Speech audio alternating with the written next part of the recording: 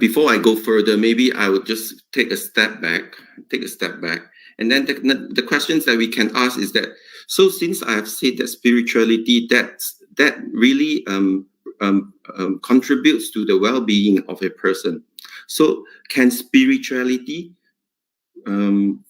contributes to the downfall of the well-being of a person? So maybe these questions will need to be answered before we go further. And the answer from me would be still a yes, because there are some stigma among Christians, that I'm talking from the perspective of Christianity. Of course, in the public, stigma towards mental health is tremendous, and it is a very important work for us mental health workers. But among Christian groups, is actually we are not. It is not uncommon as well. So some might hold the beliefs that getting psychological or psychiatric treatment is a sign of weak faith in God. And even if they seek help, they will say, no, sorry, I don't want to take medication, because taking medication can also be a sign of my weak faith. So I would want to just keep it to prayer and meditations, and to be healed, and looking for supernatural healing. So, and sometimes in this group of amidst this community, then it will be those who really have a mental illness.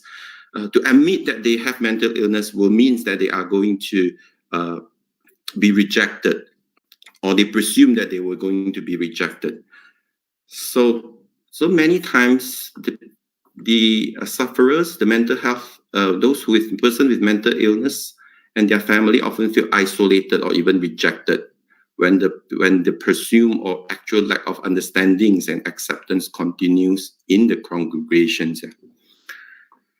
So the question that you should ask yourself is, which group do you fall into? The groups that use to stigmatize others, or do you fall into the groups that you actually stopping the stigma? So I hope when you are listening to the broadcast today, you would be standing at the right group, saying that we are stigmatizing ourselves if we are, and many times we might be at the spectrum of being a person with mental issues, and don't stigmatizing others who happen to be in our congregations. Are we equipped to kind of provide helps and support and understanding and accepting hand towards them, and kind of welcome them in a way to promote recovery in their lives? That's very true. Yeah. Thank you so much, Dr. Yu. I think it's very interesting that despite that you're Christians, we can all feel the same situation happening in our own congregation as well. People still associated a person having a mental illness, meaning that they might be sinning a lot. There's something wrong with you. Either you do something wrong, or whatever, you go back to your God. People always say that. So we heard the perspective of a Muslim from Tuan Akif, and we also listened to the perspective from a medical practitioner and also a Christian from Dr. Yu. So maybe we can go now to Mr. T, as someone who actually has been in the field of this for so long, and also as a Buddhist. Do you think spiritual actually impact a person's well-being, and is lacking in spirituality or your faith means that your mental health is not at the par that it should be as well? Okay, thank you, Farida. Basically, in certain way, I agree with Dr. Yu, because in the dimension of wellness, there's a lot of study being done that spirituality is one part of it. So no doubt, spirituality and a person's wellness actually sync. Okay, but my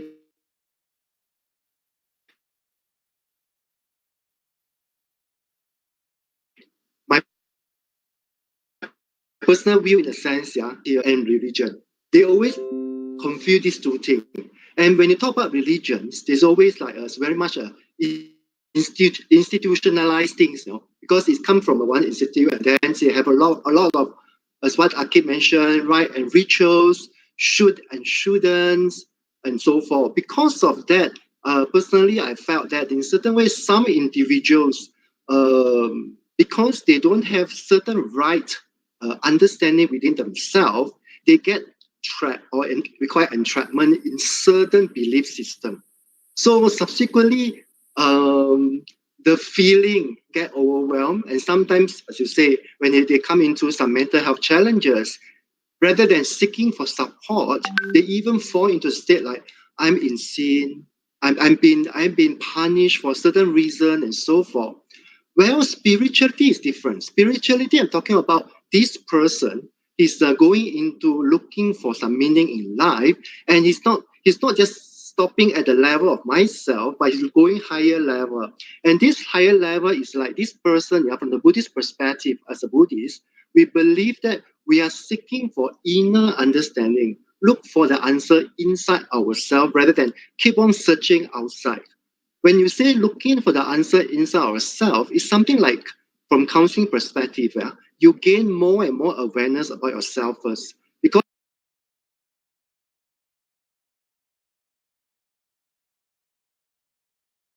all this while, since young, from the counseling side, psychology side, we know that we have gone through a lot of difficulties in life, even though sometimes we have a happy family. But to be very frank, some of us come from a dysfunctionalized family, in the sense that we may face a lot of trauma while we grow up.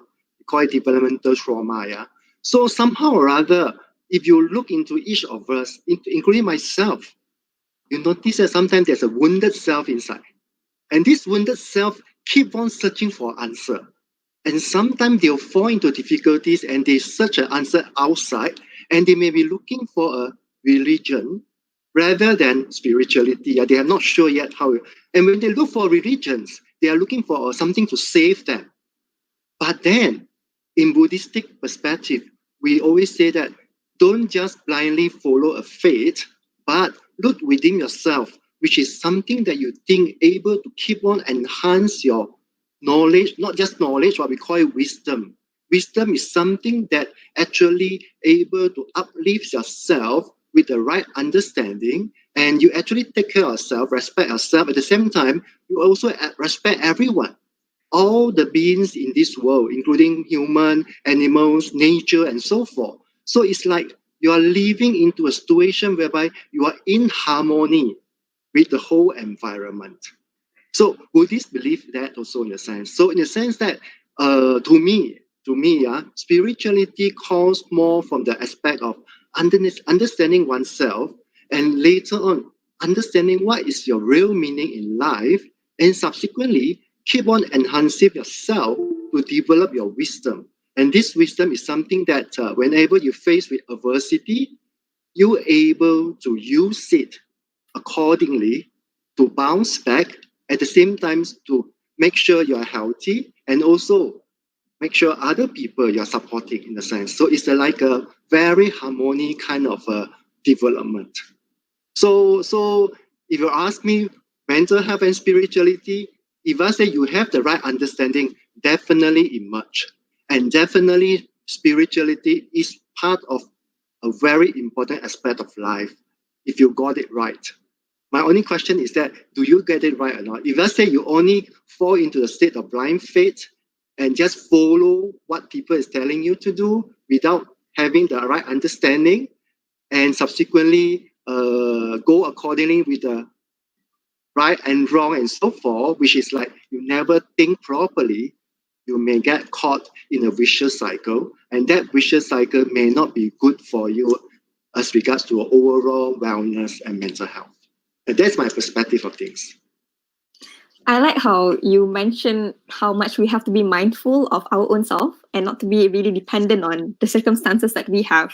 Yes. Compared to asking really about ourselves. Also, I would like to quote to harmonize with the whole environment. Yes. I think Belia Harmoni should make that as. Farida, I want to share one example, because you mentioned about MH370. Yeah. And me and my team, we have gone through that. We have actually having a very challenging period for the almost 3 to 6 months down the road. Just accompany this family who going through ambiguous loss and so forth. It's very, very hard. And matter of fact, during this time, coincidentally, in the sense that we are watching the family moving through, but at the same time, we're also watching other countries because in the flight itself, there's also China citizens and all that. Interestingly, I mean, based on our team finding, those family members in Malaysia, within 3 to 6 months down the road, we are seeing like almost all the family members able to slowly walk through the grief. No doubt they are still suffering, but they are actually walking through already. And yet, after almost 1 year, I checked back some of the data. Some family in China, they are still struggling to even come to the state of acceptance.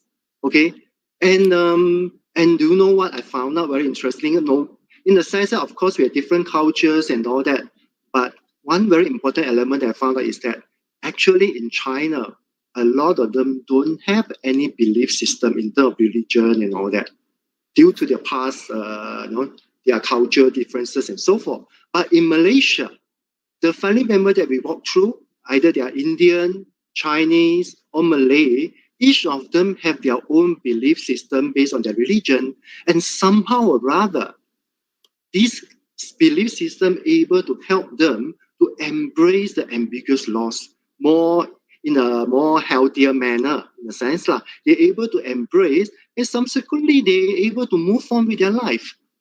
So answering your question, I was saying that spirituality coming in the right moment, especially in the change and uncertainty, very helpful. That's a very interesting finding, I find.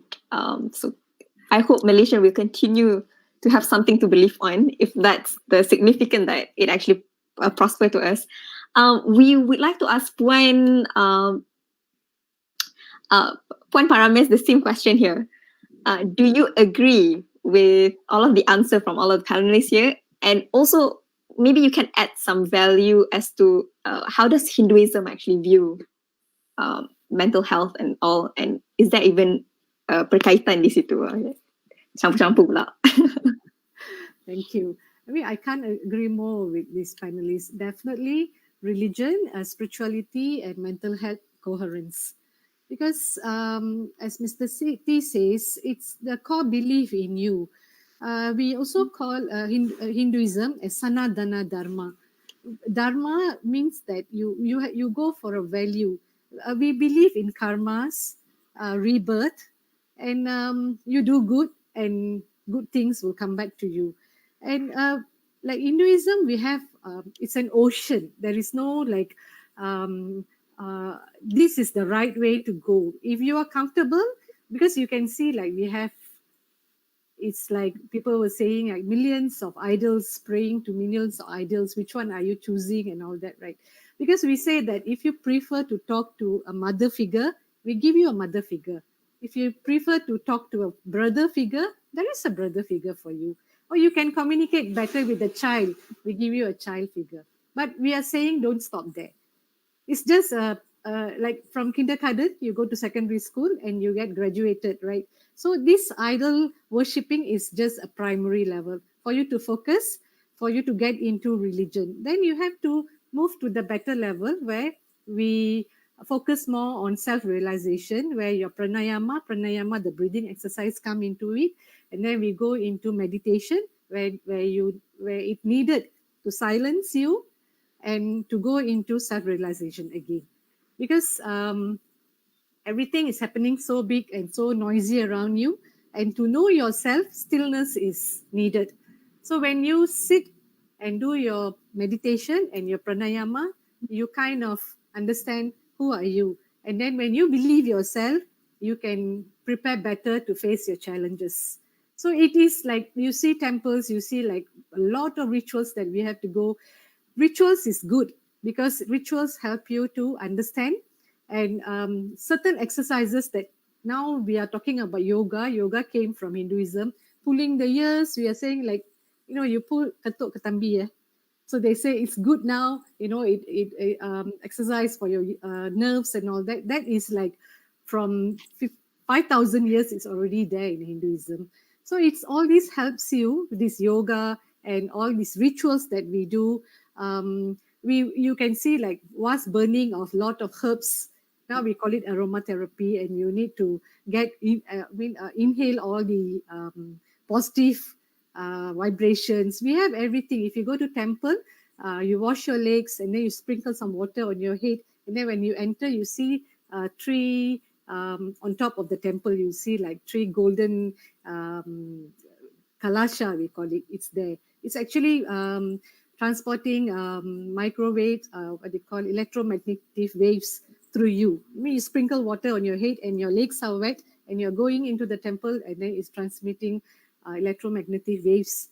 And then when you enter the temple, you can see us like going around the temple. What are you, these people walking around the temple like 3 times? Actually, you're actually going into the vibration, and the chantings and the ring of the bell, everything have scientific aspects that gives us a calming and back to basic focus.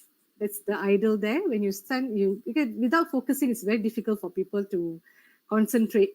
So all the temple structure itself, it's an ocean, as I said. The temple structure, the one architecture thing alone, as Mr. Akif says, you can run the whole semester, because it pieces you, give you good vibration. Because we normally sit in the temple before we leave.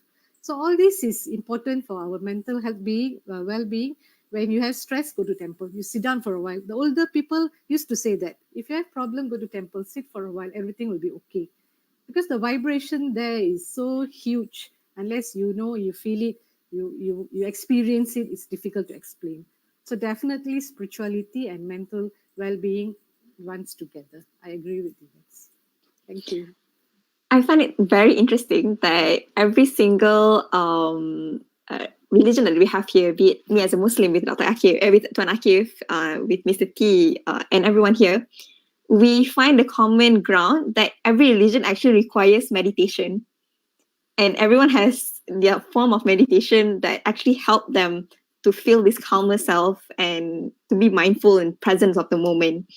That is something, or the similarity that I think we should all look forward, although we might be different in how we practice it. So now let's move on to the second round of the panel, where we start to ask more on how do we engage with mental health with people around us. You can answer it based on how, in a worldview of your own religion, or just based on your occupation. It doesn't matter here. So my question would be, currently, even me as a person, right, we will see our friends kind of show a lot of symptoms of having either depressions or, we feel like there's something wrong with them mentally. So as a friend or a person who noticed this, and we notice that this person might need help, what is exactly the first thing that we should do as a friend or in a family? Or maybe I can pass the question to Tuan Akif first. Thank you very much, Farida, for the question. I would like to just share some thoughts on the previous question. I think we have agreed that, of course, mental health or our well-being is correlated with spirituality. However, I think we must be wary, or we must be cautious if for the audience out there to say that if someone has a mental illness, it is caused by lack of faith or lack of spirituality. I don't think that is a conclusion that can be concluded, because when we talk about mental illness, usually we use the model of bio-psycho-social spiritual. So basically a human, we believe the current model that we use is affected or is influenced by the balance of a healthy biology, psychologically, socially, and also spirituality. So all this affects, of course, the mental health of someone, and I think the fact that that mental illness is invisible and it is not seen as much as obvious as physical illness. So for Muslims, they tend to have a simplistic mindset that because it is invisible and it is not seen, it is due to lack of faith and it is due to lack of spirituality. So I think that is a stigma or a misunderstanding on mental illness itself. As for answering your question, for us as a caregiver or as a friend, when we know that someone close to us has been diagnosed with a mental illness, whether it's depression, whether it's anxiety disorder, whether it's schizophrenia, whether it's bipolar or anything, I think the first thing is we need to hold or suspend our judgment, because usually the first thing that we will do is, based on the limited information that we have about that person, we will tend to make a guess or an assumption as to why the person has the mental illness. Let's say, for example, I have a friend, my roommate, I see him not praying, and he doesn't read the Al-Quran, and he doesn't go to the mosque. So the first thing when I hear that he has a suicidal thought or suicidal attempt, maybe the first thing that comes to our mind is, this is because he doesn't pray. This is because he doesn't go to the masjid. So the first thing is we need to suspend our judgment and we need to know what we don't know. We need to be aware of the information that we don't have, which is the biological aspect, the psychological aspect, the social aspect, and of course, some spiritual aspects.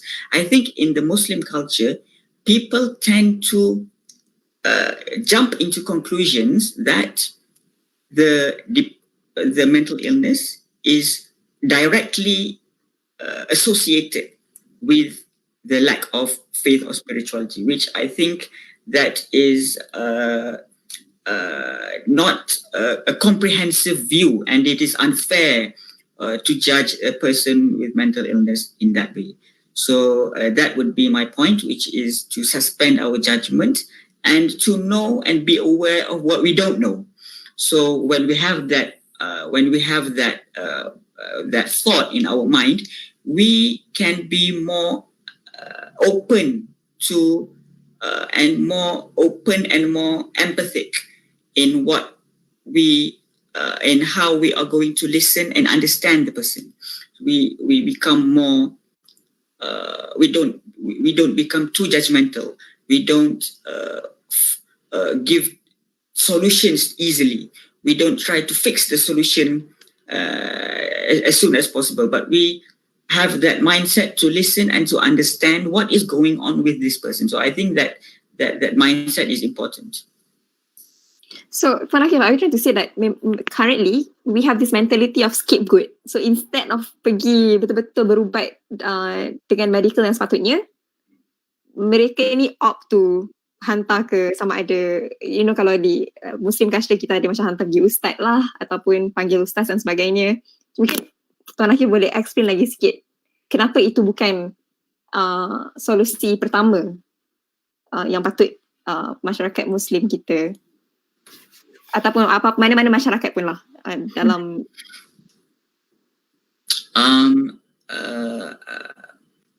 I think it's not wrong for someone to go to an ustad and to have that ask for advice and ask for maybe some spiritual ways of coping, such as zikr, maybe or other spirituality means to cope. But I would encourage all to consider all aspects, which is also to get a comprehensive assessment of our psychological functioning, to get the right diagnosis, to get the treatment which is evidence based. So I think in Islam, I'm not sure if in other religions, but in Islam, I think the misunderstanding is religion and science are two opposite things which are not related. But actually, Islam and religion should be actually concurrent. Islam acknowledges the latest scientific findings. And I think it's very important for Muslims to understand that when you abide or when you go through therapy which is evidence-based, which is scientifically proven, that is Islamic, and that is as Islamic as you go to the spiritual coping ways. So I think it's very important to have that comprehensive understanding of how a human works. Yeah, I very much agree. In fact, if we look at the past and the history of all the academicians in Islam, they all actually, instead of, they don't just focus on spiritual aspect, but they also have this, somebody Ibn Sina or Ibn Arabi, they also very much expert in science and all other aspect, because it should be, like you say, coherent and parallel with each other. I very much agree to that. Thank you so much, Dr. Akif. We go to Dr. Yu on the questions of the same question. Basically, what is the first step? What do we do when we know this thing is happening? You can answer it in any point of view that you would like. Microphone, Dr. Yu.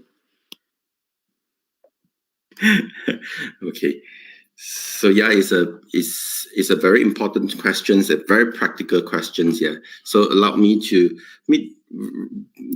go back a little bit to giving a bit of feedback to regarding Akif's Tuan Akif's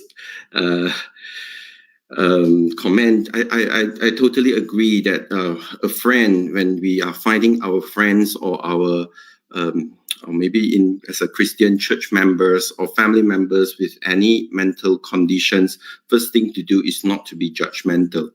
So swaying towards the interfaith talk today, so I would use kind of trying to understand faith from the biblical perspective.